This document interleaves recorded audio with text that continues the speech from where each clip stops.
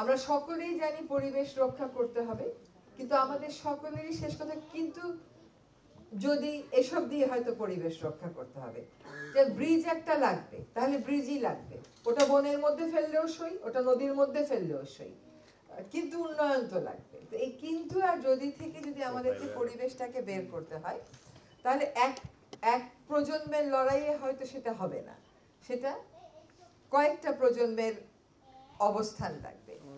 বাচ্চারা যারা ছবি আঁকে তাদের মধ্যে নিশ্চয়ই একটা উপলব্ধির জায়গা আছে।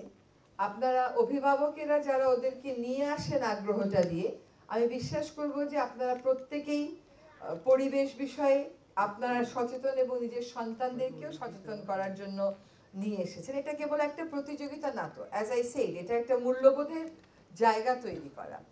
কালকে বসে বসে ভাবছিলাম যে আমাদের রিভার রিসার্চ ইনস্টিটিউট বলে একটা প্রতিষ্ঠান আছে, তারা কেন অন্তত শীতকালগুলোতে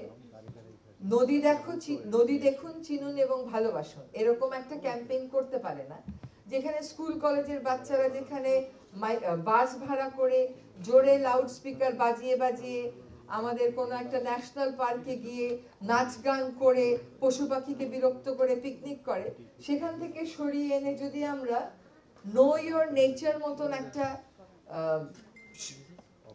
ওদেরকে একটা সুযোগ করে দিতে পারি যেখানে তারা গিয়ে প্রকৃতিকে দেখবে এবং ভালোবাসবে, এটা কিন্তু খুব বেশি বড় পাশ্চাত্য দেশের যাওয়ার দরকার নেই, আমাদের আশেপাশের দেশগুলোতেও এরকম করে। ঢালাইয়ে দৃঢ়তা, নির্মাণে নিশ্চয়তা, প্রিমিয়ার সিমেন্ট, ঢালাইয়ের রাজা।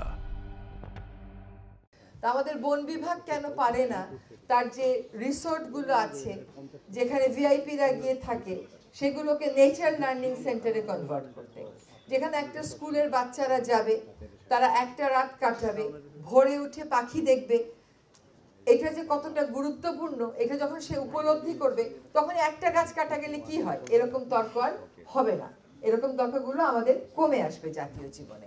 তো দেখি আপনাদের বাচ্চাদের জন্য প্রকৃতিকে চিনুন এবং ভালোবাসুন এমন কিছু ক্যাম্পেইন অ্যাক্টিভিটি আমরা শুরু করতে পারি কিনা, যেখানে স্কুলগুলোকে আমরা উৎসাহিত করব যে তাদের বাচ্চাদেরকে তারা ঠিকই নিয়ে যাবে, ফ্রেন্ডরা একসাথে যাবে, কিন্তু যে যাওয়ার সময় শব্দ দূষণ তৈরি করে হইচই করতে করতে গিয়ে বনের মধ্যে গিয়ে পিকনিক করার যে কালচার, সেখান থেকে সরে এসে তারা বনেই যাবে, কিন্তু বন দেখবে, সকালে পাখির ডাকগুলো শুনবে, তারা পাখিগুলোকে দেখবে দূরবীন দিয়ে এবং দেখে চিনবার চেষ্টা করবে কোনটা কোন পাখি, কোন ডাকটা কোন পাখি।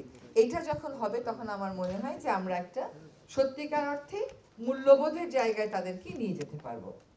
আজকে যারা এসছেন তাদের প্রতি অনুরোধ যে সরকার সব ফিক্স করে দেবে এই ধারণা থেকে আমাদেরকে সরে আসতে হবে। যেমন আমাকে প্রশ্ন করবেন পলিথিন ব্যাগ তো বন্ধ হলো না, আপনি আর পলিথিন ব্যাগ নিয়ে বাজারে যাবেন না, পলিথিন ব্যাগ বাজার থেকে আনবেন না, আপনি আপনার বাসায় যে চালের বস্তাটা আছে না ওইটাই নিয়ে যাবেন, ওটাই আপনার বাবা নিত, ওটাই আপনার দাদা নিত, ওটা বাজারে যাবেন, দোকানদার যখন আপনাকে কাঁচা মরিচটা পলিথিনে দেবে আপনি বলবেন আমি নিব না, তুমি আমাকে এই কাগজের ঠোঙ্গায় দিয়ে দাও, এই আমার এই কাপড়ের ব্যাগে আমাকে সবজিগুলো দিয়ে দাও। এটা যদি আপনারা না করেন তাহলে কেন আশা করবেন যে বুড়িগঙ্গা নদী দূষণ মুক্ত হবে? এটা তো সম্ভব না। আপনি দিনে কত লক্ষ প্লাস্টিক ব্যাগ গিয়ে পলিথিন ব্যাগ গিয়ে বুড়িগঙ্গার তলদেশে পড়ছে এটা সম্পর্কে তো আপনার কোনো ধারণা নেই। এই নদী আবার পরিষ্কার করতে গেলে কিন্তু আপনার করের টাকাতেই আমার পরিষ্কার করতে হবে, কাজে হিসাবটা ঠিক মতন আমাদেরকে করতে জানতে হবে। রাস্তায় বেরোলে যারা রিক্সা করে বাচ্চা নিয়ে যান নিশ্চয়ই বুঝতে পারেন যে গাড়ির হর্নের শব্দে কি অবস্থা হয় আপনার বাচ্চার, তাহলে আপনার গাড়ির ড্রাইভারটাকে বলেন হর্নটা না বাজাতে। যত কোটি গাড়ি আছে বাংলাদেশে, ট্রাফিক পুলিশ কি দাঁড়িয়ে দাঁড়িয়ে সব গাড়িকে ফাইন করতে পারবে হর্ন বাজানোর জন্য? প্রক্রিয়াটা আমরা শুরু করতে পারি, কিন্তু প্রত্যেকটা মানুষকেই সচেতন হয়ে আগাতে হবে। আপনার বাচ্চাকে শেখান যে কল খুলে দাঁত ব্রাশ করা যাবে না, আপনার বাচ্চাকে শেখান যে এক ঘর থেকে আরেক ঘরে যাওয়ার সময় লাইট আর ফ্যানটা বন্ধ করে যেতে হবে, আস্তে কথা বলা, জোরে চিৎকার না করা, এগুলো শিখানোটা তো জরুরি। প্রথম থেকে এই জিনিসটা তো আমাদের মানে ইন্টারনালাইজ করতে হবে। আমাদের যে কোনো একটা সামাজিক অনুষ্ঠানে বিশাল আওয়াজ করে ধামধাম আওয়াজ করে রাত 12টা 1টা পর্যন্ত যদি গান বাজানো না হয় তাহলে নাকি আনন্দই হয় না। আপনি দেখবেন অনেকই শিক্ষিত মানুষের যখন আপনি বিয়ের অনুষ্ঠানে যাবেন এত জোরে আওয়াজ হয় যে পাশের বসার লোকটার সাথে আপনি কথা বলতে পারেন না। তো আগে যেটা ছিল সামাজিকতার আনন্দ, এখন কিন্তু সেটা সামাজিকতার আনন্দ নেই, ওটা এখন শো অফের আনন্দ হয়ে গেছে।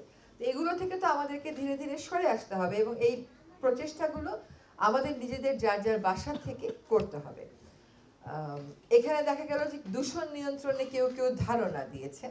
আমি ব্যক্তিগতভাবে আপনাদের এই ধারণাগুলো পড়তে চাই। আমি ডিপার্টমেন্ট অফ এনভায়রনমেন্টকে অনুরোধ করছি আমাকে একটু দিবেন যে সত্যি এই ধারণাগুলো আমরা কোনো কাজে লাগাতে পারি কিনা এটা দেখতে। আর এই যে বাচ্চারা রচনা এই চিত্রাঙ্কন প্রতিযোগিতায় অংশগ্রহণ করলো, খুব ভালো হতো ওদের এই প্রতি বছর যে ওরা চিত্রাঙ্কনে প্রথম দ্বিতীয় তৃতীয় হয় সেগুলো ছবি দিয়ে আমাদের বিভিন্ন লবিতে আমরা একটু বাছাই করে রাখলেই তো পারি। একটা বই আসলে সবসময় খুলে দেখা হয় না। ডিপার্টমেন্ট অফ এনভায়রনমেন্টে, মিনিস্ট্রি অফ এনভায়রনমেন্টে বা অন্যান্য সরকারি সংস্থায় এগুলো যদি আমরা একটু বাছাই করে রাখি, এই বাচ্চাগুলো কিন্তু উৎসাহ পাবে। বা যার যারা শিক্ষা প্রতিষ্ঠানের এই বাচ্চাটা প্রথম পুরস্কার পেয়েছিল, এটা আপনারা আপনাদের শিক্ষা প্রতিষ্ঠানে একটু ডিসপ্লে করেন। So we have to spread the word. পরিবেশ সংরক্ষণের কথাটাকে আমাদেরকে ছড়িয়ে দিতে হবে এবং নিজেরা সমাজ ব্যক্তি হিসাবে, পরিবার হিসাবে, সমাজ হিসাবে যখন এটাকে ধারণ করব, তখনই কিন্তু রাষ্ট্র বাধ্য হবে পরিবেশ রক্ষাটা যদি আর কিন্তু ব্র্যাকেট থেকে সরিয়ে এনে মেইন স্ট্রিমে দিতে। আজকে সকালবেলা এখানে অংশগ্রহণ করার জন্য আসার জন্য আপনাদের সকলকে ধন্যবাদ। আশা করি আপনাদের বাচ্চারা যে ছবিগুলো এঁকে আমাদেরকে উৎসাহিত করেছে, সেই ছবিগুলোর ভিতরের যে আকাঙ্ক্ষাটা সেটা আপনারা ধারণ করে পরিবার থেকে নিয়ে শুরু করে সমাজের সকল স্তরে পরিবেশ সংরক্ষণে এগিয়ে আসবেন। সকলকে অনেক ধন্যবাদ।